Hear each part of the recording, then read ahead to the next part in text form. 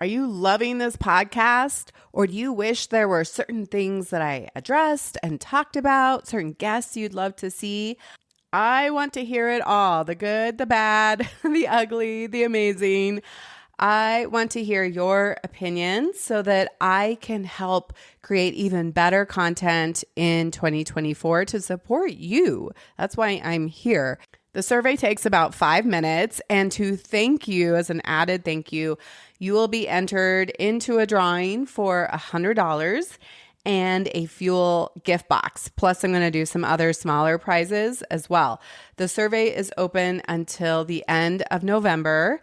Please take 5 minutes and go to foodbizsuccess.com/survey. It's completely anonymous, and then you will be prompted to enter the giveaway if you would like to. I really appreciate you taking the time to do this so that I can make Food Business Success and everything inside of that container even better in 2024. Thank you so much. Welcome to Your Food Business Success. This podcast is for early stage entrepreneurs in the packaged food industry ready to finally turn that delicious idea into reality. I'm your host, Sari Kimball. I have guided hundreds of food brand founders to success as an industry expert and business coach, and it's gotta be fun. In this podcast, I share with you mindset tools to become a true entrepreneur and run your business like a boss. Interviews with industry experts to help you understand the business you are actually in, and food founder journeys so you can learn what worked and didn't work and not feel so alone in your own journey. Now let's jump in. Hi, everybody. Welcome back to the podcast. I am excited to bring on an expert guest. You guys are asking me for more content, more strategies, things to really help you as we go into 2024 in your business. So I'm excited to welcome Yash Chavan, and he is with Saral. And so I'm going to actually just let you introduce yourself. So welcome to the podcast, and I'll let you give a quick intro. Thank you, Sari. Great being on your show. It was good doing the webinar a couple of weeks back, and now we're doing the podcast. So lovely to be here. Giving an intro for myself, I'm Yash. My name is Yash. I am the founder at Saral, which is an influencer marketing platform. Basically, we believe that eventually every consumer brand will partner with creators for distribution and content and marketing. And we want to be the back end that kind of enables all of this, all of the contracts, the relationships between brands and creators. So that's what Saral does. And then, before this, I used to run an influencer marketing agency where we scaled influencer programs to thousands of influencers for brands. And then we figured out all the problems while doing that process manually, and we kind of codified that into the app that is Saral today. So that's like a quick background. It was so great to connect with you. Jordan with Food Bevy connected us because I kept getting this question from Fuel members saying, how does this influencer thing work? And is this a good idea? So I went on a mission to find somebody great. And you have been super generous. You came into our Fuel VIP call back in, I guess, October, and shared, you got like really detailed on how to create compelling offers for influencers, which is awesome. So if anybody's in Fuel, they can go watch that. But I wanted you to come on today to kind of give us a higher, let's zoom out just a little bit more and really let's talk about influencer marketing, what it's all about and how people could start small. And then we'll talk about common mistakes. So so excited to have this conversation. Yep, me too. Let's dive in. Yep.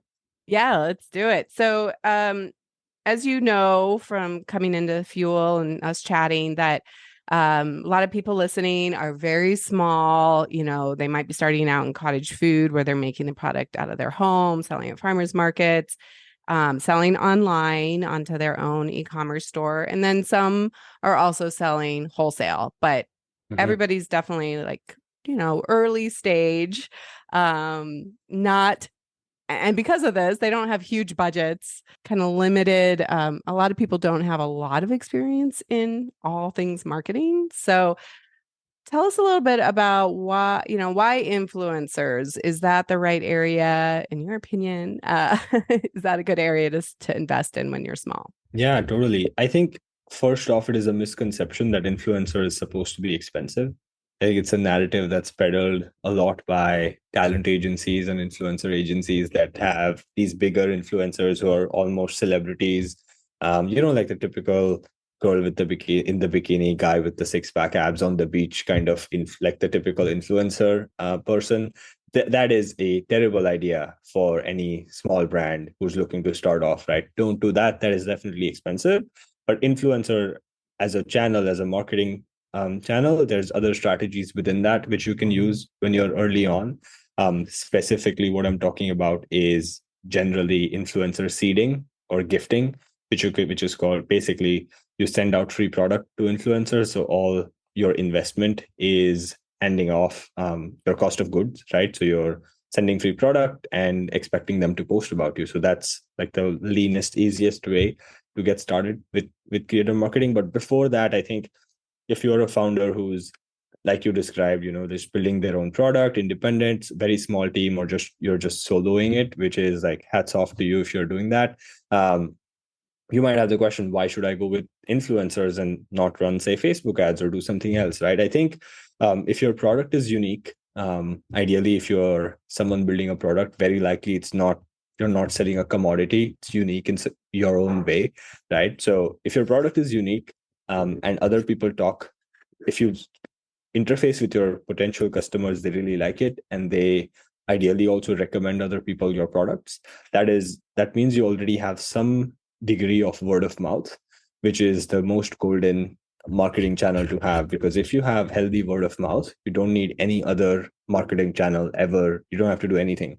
Basically, that means word of mouth means your product is so good that people tell other people about your product. So if you get one person and that one person gets two more people, and those two more people get two more people each, and so on, your business just keeps growing without you doing any marketing, which is what we see with some of the bigger companies like, say, a Tesla or an Apple. Like, people like to talk about like, hey, I just got a Tesla, or just got the latest iPhone, right? The reason why it's said that Tesla doesn't do any marketing is because the product is so good that people can't stop talking about it, right? So you can have your own kind of microcosm of that, of your product being so good that people can't stop talking about it. And if you have that, or at least some version of that, influencer is the way I look at it, it's a way to put word of mouth on steroids, right? So it's, instead of one person talking to two or three of their friends about it, it is one person talking to 50,000 of their fans on social media about it, right? Or talking about you on, on a podcast or something like that.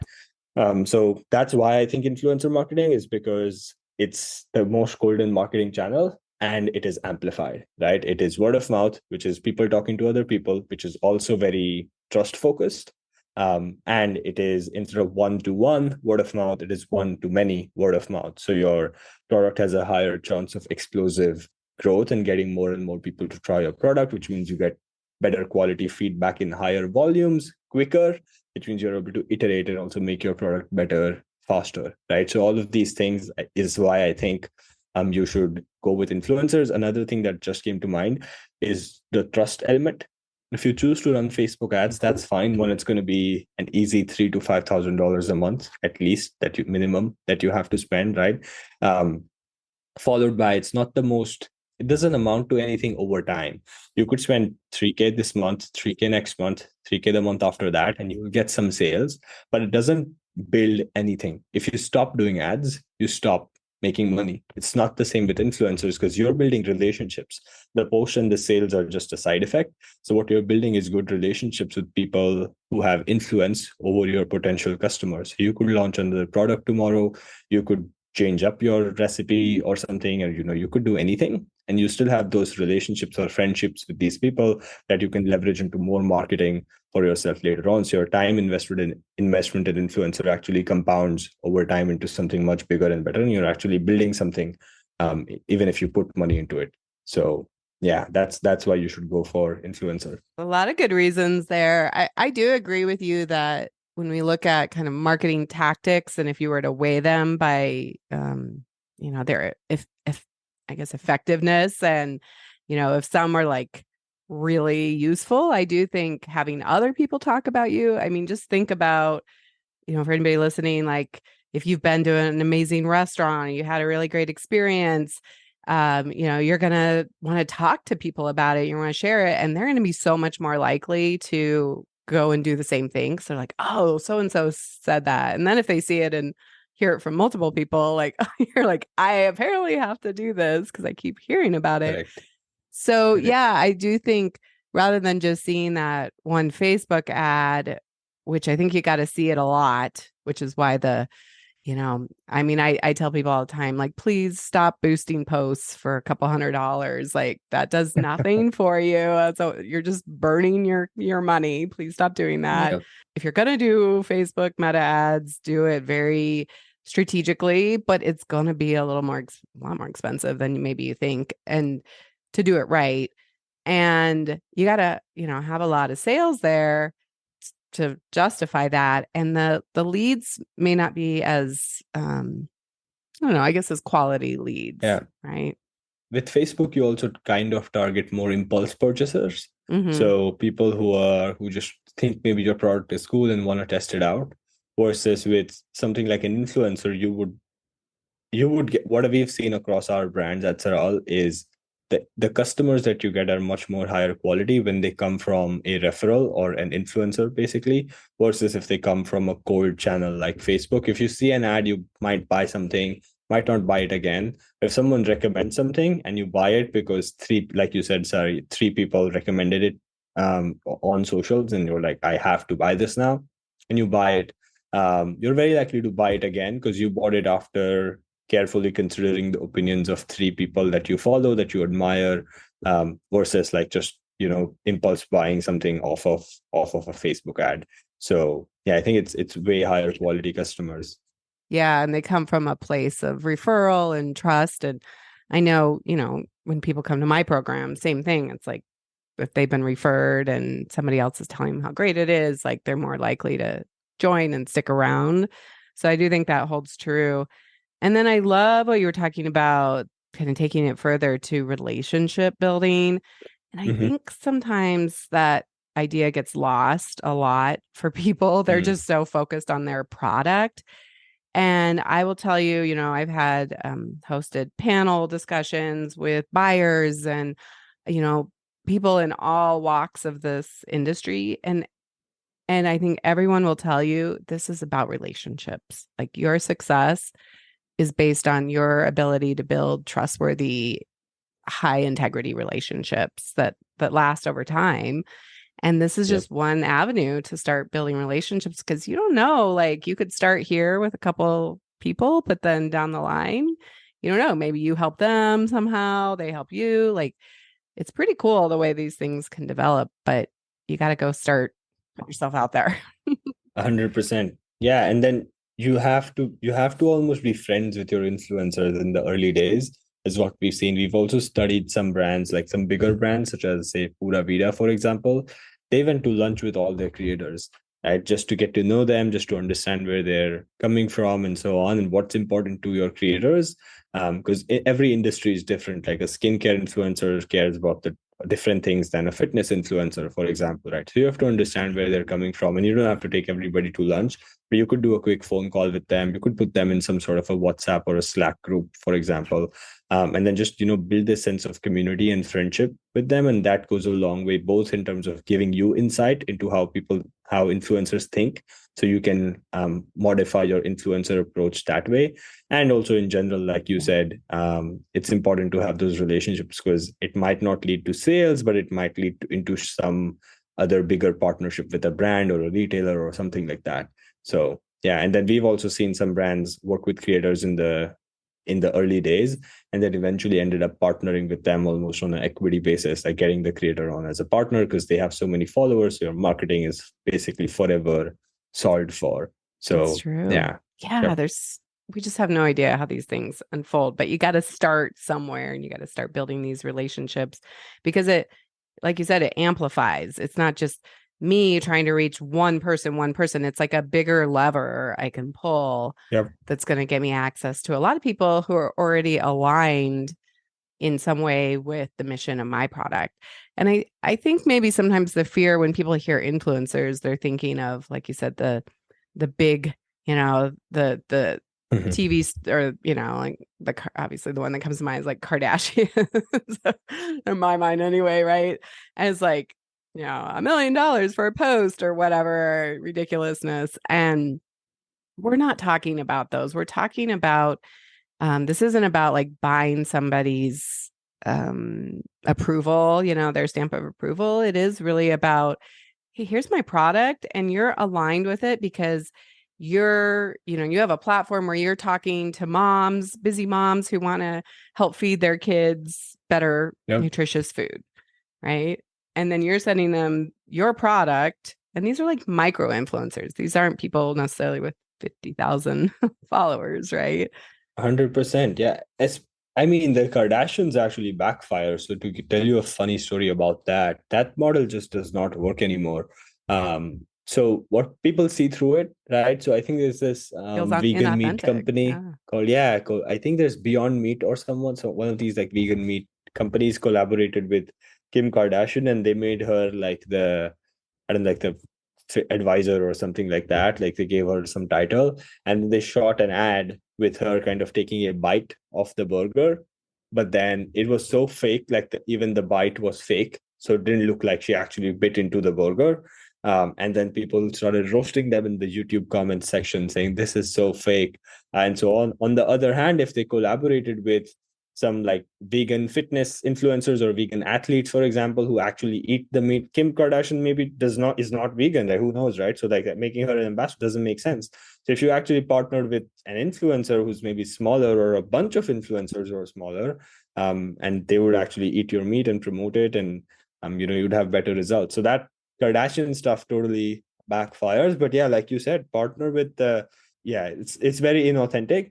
But what small brands should do is just partner with other extremely small creators, even if they have 2,000-3,000 followers, as long as they're basically people just like you with their own jobs. Maybe they have their own, like side hustle or brand that they're building. But as long as you can come in and affect another area of their life and they can, they feel comfortable enough to talk about you, you can partner with them. So it doesn't matter if they have 2,000 or 10,000 followers. No matter how small they are, I think you just need good partners because, again, remember that these people will grow. You need to have a slightly more longer term mindset here. In a year, the person at the mommy blogger at 2,000 followers might be at 20,000 followers, right? That's in true. a year from then, she'll be at 100,000 followers, right? So then that partnership that you had at the early days really, kicks in when, she's actually at the 20K, 50K follower mark. So I love that. I think I just want to put a double click on that is that and I see that in my membership where people, 2 years ago started small, they were smaller. And as they've grown together, they're all working together to partner and collaborate and help each other. And it's so cool. Like, yeah, if you kind of get in with maybe, around your level of people, don't try to aim for, the 50,000 followers, but like find people who are, more starting out as well. And then you guys can grow together and it's a very symbiotic relationship. Yeah, I love that. Correct. Yes. Yep. And before we move on to like next steps, let me just ask you too to clarify, because I know this came up in the Fuel VIP call too. Yeah. What do you consider an influencer? Meaning, I know we talked about affiliates, like are those influencers, like people who buy your product versus, somebody maybe you're like on social media, or let's not forget YouTube as well, right? Some great influencers over there. So how do you kind of define the bucket, or do you divide it into sub buckets? What does that look like for you? Yeah, good question. The way I would define an influencer is go to the root of the word, influence. So who has influence over your target customer? That person's an influencer for you. So an influencer might be one of your customers actually, who's like a local Mishira. Let's say, like, let's stick to the example of the good nutrition for busy mothers, right? Maybe one of your customers runs a local meetup group where 25 moms kind of get together once a month and they share their struggles and stories and have fun or whatever. that person, even if she only knows 25 other people like her, still an influencer for you, right? Maybe she has zero social media. That's still an influencer because they can influence other potential target customers, right? So as long as they have influence over your target customers, they're an influencer. So I would abstract away all of like the norms of Instagram, TikTok, nano, micro, mega, all of those like buzzwords that you keep seeing. I would just say as long as they have influence on whom you want to target, they're an influencer for you and you should work with them.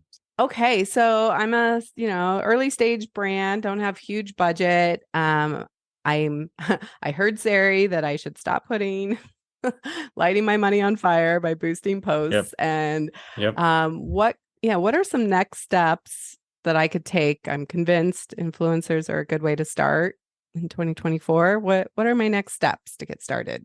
Yeah.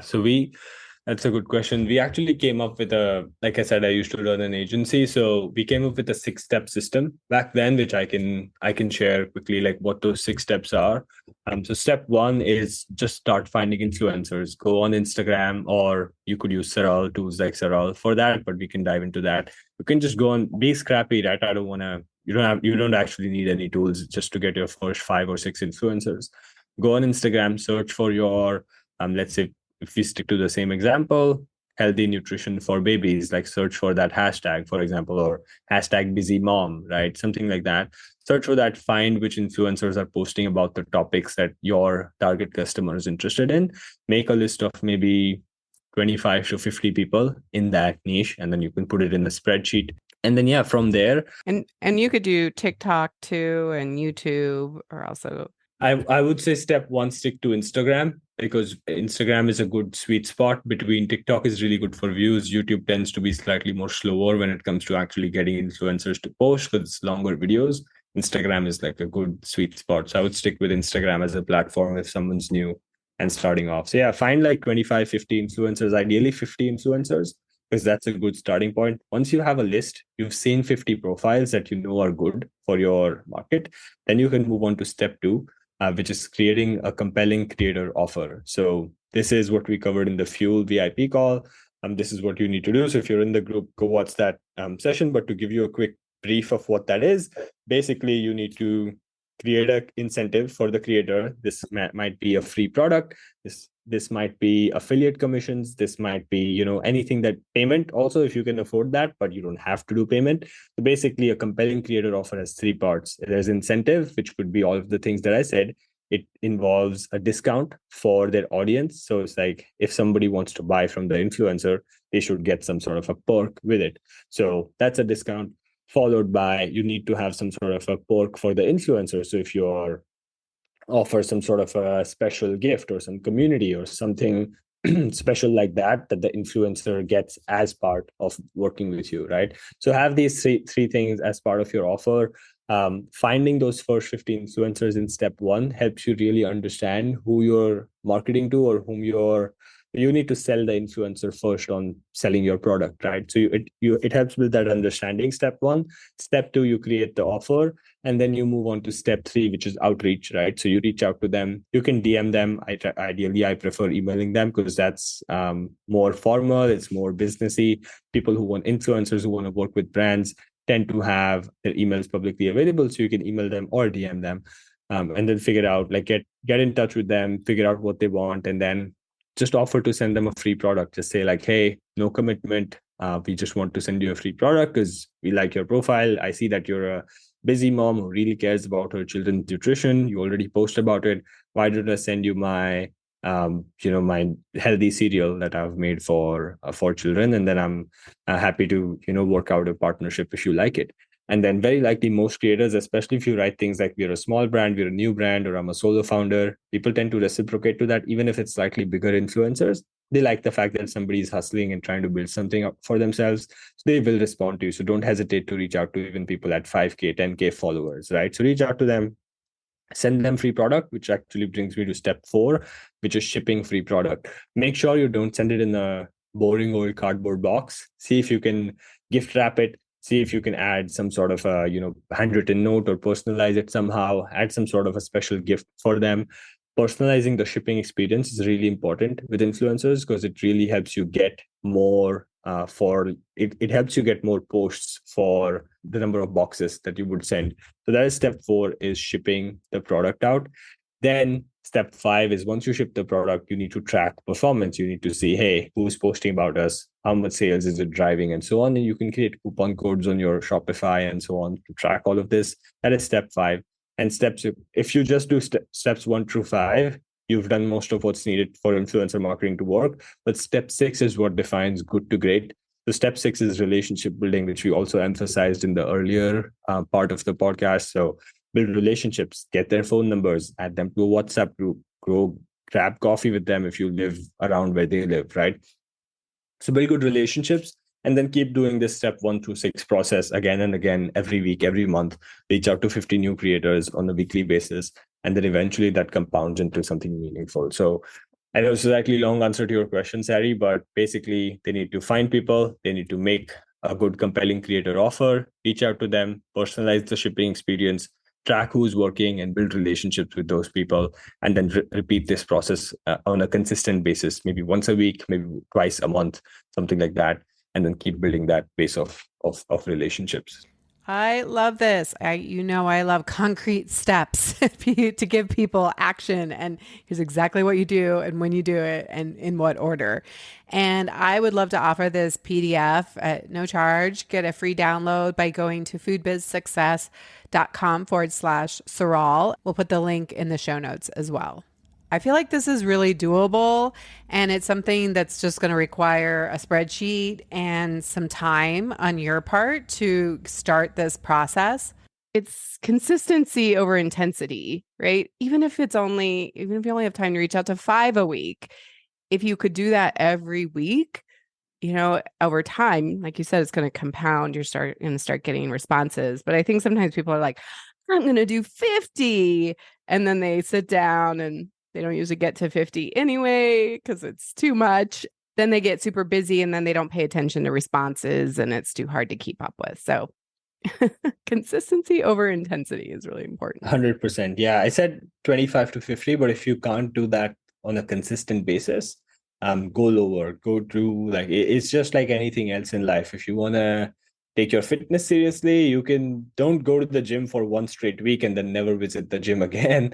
Go for 2 days in a week and continue going 2 days in a week until you can increase from there, right? So consistency matters a lot with influencers. It does. And that you can manage and keep up with correspondence and that kind of thing. Because you never know. Sometimes when it rains, it pours. You're like, oh my gosh. So making sure, you don't like overwhelm yourself too much too. Yeah. Okay. So they have that 6-step process, which is very doable. Saral, I just do want to do a plug for you. I know you're like, I don't want to push it, but I love this program and I have some founders signing up with you, which is so great. We have a special offer for people listening to the podcast. But Saral basically is a platform that is a subscription and it helps you manage keeps everything in one place and all of that. So probably a good place to go where we talk about mistakes, because I'm sure Saral can help people avoid some of the mistakes. So we're not doing a super big plug, of course, for Saral, but I do want to mention it because it can be a big time saver, right? Sometimes we have a lot of time, but sometimes if we invest in some automations, it can save us a lot of time. Yeah, so Saral will help bring consistency to the process and help you do it at scale. So if you're able to reach out to 5 people a week yourself, you'll be able to reach out to 50 or 100 people in the same time investment. So it's leverage on your time, right? So if you want to take things to the next level, you can get on something like a Saral, and all the 6 steps that I shared are basically sections in Saral where you can reach out, you can manage, you can measure performance and build relationships and so on. So that's how Saral works. Brings everything together and kind of gets you off of this clunky spreadsheet. Yes. So let's talk about mistakes. What are some of the common mistakes everybody likes to know? What do I not do? How do I avoid these mistakes? So what are some things you see? Yeah, I think especially at the early stage, just the thread of relationships is so critical. Most brands, right? Most big brands get it. So they've been through the process, right? They understand how it is.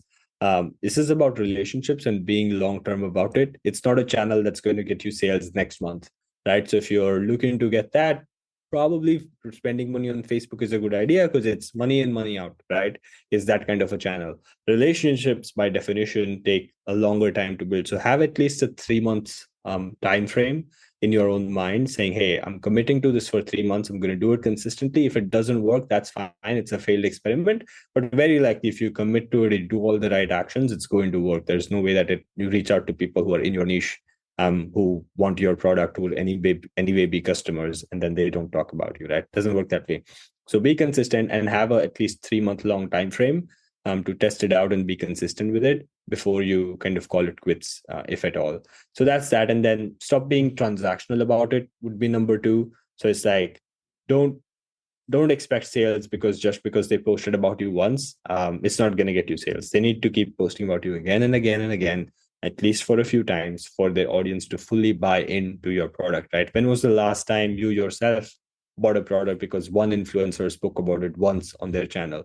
Probably never, right? You need multiple. You either need to see five different influencers talk about it, or you want the same influencer to talk about it 5 times before you're like, this seems really legit, right? I'm gonna test it out. I'm gonna make a purchase, right? So you want to build that long term. We always said at Whole Foods, like I think even the science was somebody has to see a message 10 times before they Yeah, really like internalize it. So all that signage you see at a store, right? And yeah, all as you're rolling through Instagram, yeah, you do have to see it more than once. 100%. So have that kind of non-transactional, relationship focused view of things. So it's like they post about you once, not going to get you the most number in sales. That's fine. Keep working with them, keep nurturing that relationship, send them another product. And then eventually their audience will fully buy into your brand, and they're going to buy either, if not immediately, then someday in the future, they will definitely make a purchase. So those are like two things, just being too short term about it. Have at least a 3 months time frame. Don't be like, I need sales tomorrow. And then have a more relationship first frame. And I think another similar thing that comes to mind about mistakes that we kind of touched upon is, there's a difference between popularity and influence. So Kim Kardashian is popular. I don't think she has a lot of influence on the people that follow her. But your local, like your mommy blogger with 3,000 followers, not as popular as Kim Kardashian, but has a lot of influence amongst all the other moms that follow her, right, for advice and so on, right? A nutritionist on Instagram with 9,000 followers has way more influence than a celebrity endorsing your supplement, for example, right? So think about influence. Don't focus too much on popularity. I think one of the mistakes I see people make is like, I'm going to reach out to all the people with 1.5 million. If we've seen it with some, like a Saral customer comes to mind, they reached out to people with more than 100,000 followers, and they reached out to like 100 of them. And then I was on a call with the person, with the founder, and he said, not many people got back, and even if they got back, they all just said pricing. Influencer marketing doesn't work. I was like, and then I looked at the profiles that he had on his account, and it was all everybody with 150K, 130K. I was like, did you filter by the 100K followers plus? And he was like, yes. They don't do that, right? Those people are not, they're popular, they're not influential for you right now, right? You're a smaller brand. If you were Athletic Greens, sure, reach out to them because you're at, like Sally, you also alluded to this, like reach out to people at your level, right? So if you're a smaller brand, reach out to small creators. And that's exactly what this founder did. And then he started seeing results and people, receiving free product, posting about it, and so on. So focus on influence, don't focus on popularity. So those are kind of like the three mistakes that come to mind for me. That's so good. Yeah, really great tips there. What's a good case study that you like to refer to, especially in like the food or beverage space that you've worked with? Yeah, we did. So there's a bunch of good brands. If I were to name some, there's it's slightly bigger, but there's Obvi who uses us. They're pretty popular in the space. Obvi, it's a collagen brand, so they're a collagen protein brand. They use us. If I were to use a slightly more smaller, like there's this brand called Nutratology based in Canada that uses us. They were super new, and then they started doing inflow. They were kind of doing the spreadsheet stuff for about a month, and then they realized this does not scale at all. We need a platform to do it, so they came on board. And then now they have more than 100 influencers they've been on for about 3 or 4 months, more than 100 influencers promoting them. I just spoke to the founder. She told me almost built like a flywheel of creators. So now influencers are actually reaching out to them because they see other influencers promoting their products. So it's like, it's good, right? So now I start seeing inbound interest from influencers versus before I was kind of reaching out to them, seeking them out. Yeah, that's when you know it's working, right? When people Yeah. come start asking you. I love that. Yeah. Yeah, I think one of our best case studies in terms of early, really early, even nutricology was kind of, they had a brand, they were not super early. One of our brands called, they sell plushy toys. And then this guy, it was pre-launch is when he reached out. He DM'd me on Twitter actually, and he's like, I want to work with influencers. Like, cool. So I just gave him free access to the tool for a month, actually. And because they were so new, did not have any budget at all, like, fine, man, use it. And I'm following my own advice of giving value first, right? And like, use it. And then I consulted with him a little bit, and then he got 50 or so influencers signed within a month of outreach from using Saral. And then he made 22K on day one of sales. And what he did was I mean, the platform is fine and that's cool, but he ought to look at the strategy, right? He got 35 of, I mean, he got commitments for everybody, but 35 of the 50 influencers that he onboarded actually ended up posting about him on day one of launch. So he'd sent them all product and he's like, hey, we're launching on this day, almost treating, he's friends with everybody. Everyone's in a WhatsApp group.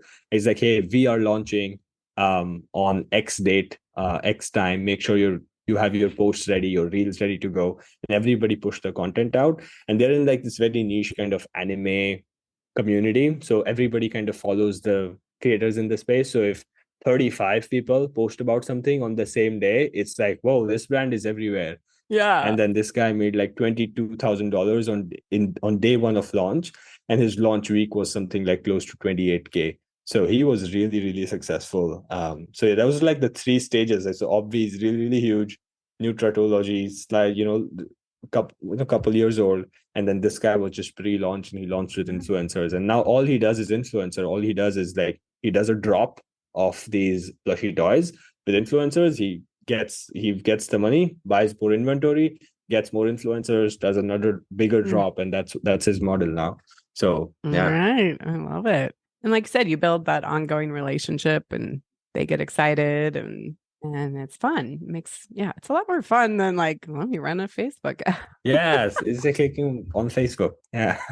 Yeah, exactly. Well, we do have a special offer, and I'll put the link in the show notes where you get to try out Saral for 14 days, and you get a personal onboarding call and kind of customized onboarding so that Yash and his team can really help you be successful. So this is something you're like, I think I might want to try this out for 2024.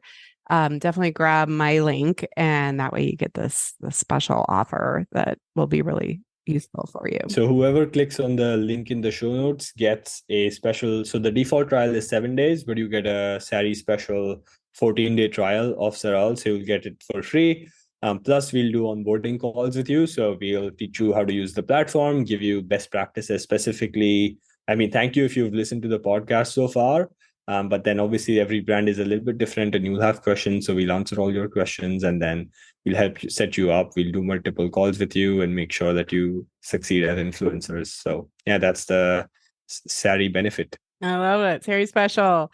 And I love it. Yeah, we're aligned on leading with generosity and giving value ahead of time. It's a great platform. So, well, this has been a great conversation. Hopefully people have some good takeaways, some food for thought to think about as they're putting together their marketing plan and, whatever budget that looks like.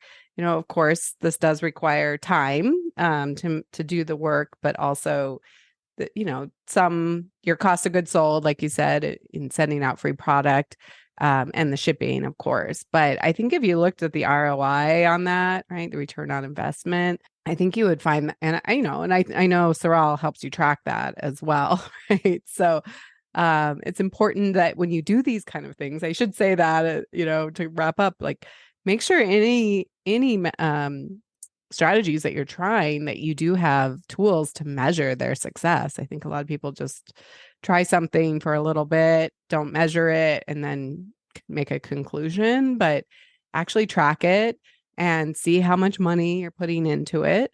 But I do think that the cost, could be very worth it with the amplification of influencers, certainly more than trying to, 1-to-1 by a long shot. Yeah, 100%.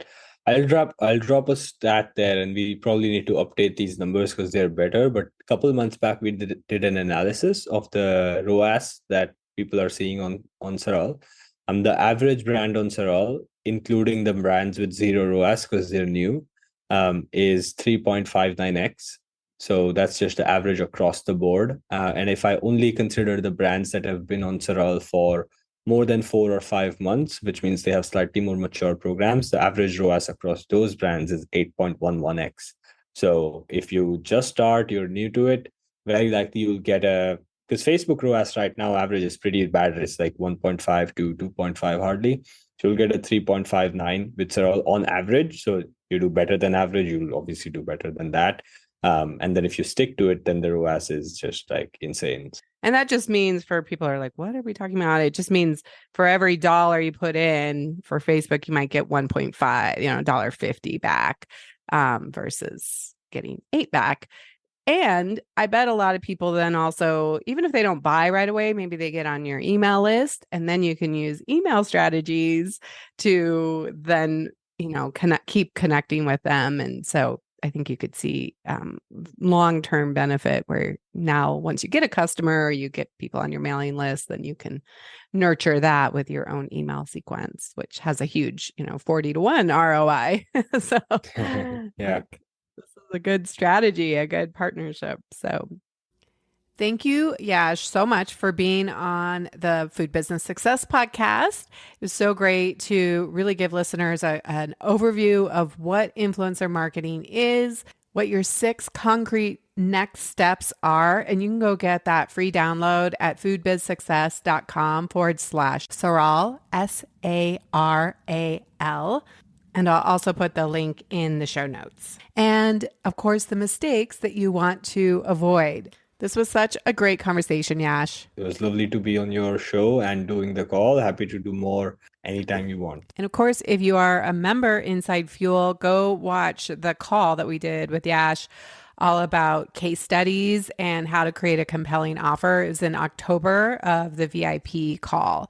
I really do believe that influencer marketing is one of the lowest budget ways and highest performing ways, and frankly, one of the most fun ways that you can set yourself apart as a brand and get noticed and start leveraging relationships to create know, like, and trust factors with people who want your products. Until next time, have an amazing week. The smartest thing you can do as an entrepreneur is to invest in a who to help you with the how, to speed up your journey and help you skip the line.